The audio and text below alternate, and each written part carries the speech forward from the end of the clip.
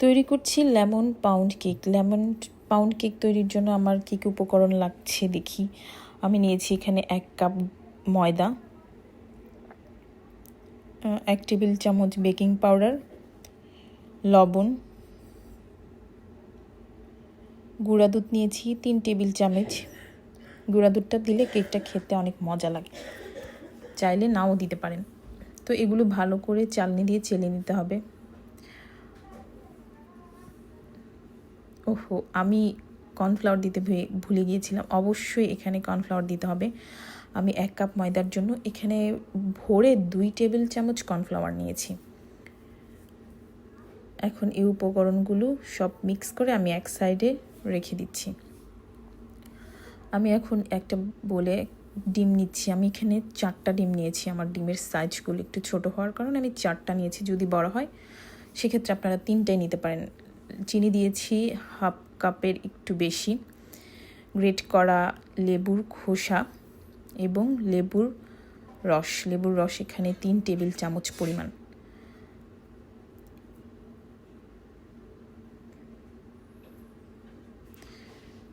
Vanilla essence দিচ্ছি 1 table চামচ।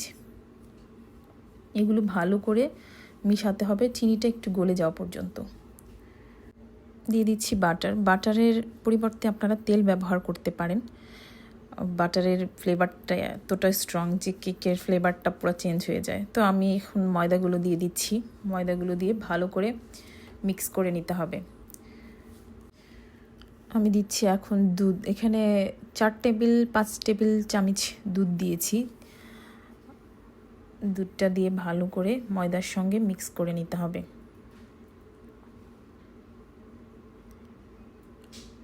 তো আমার মিক্স করা হয়ে গেছে। আমি এখন এটা যে পাত্রে কেকটা তৈরি করব সেখানে বেকিং পেপারটা বিছিয়ে দিচ্ছি।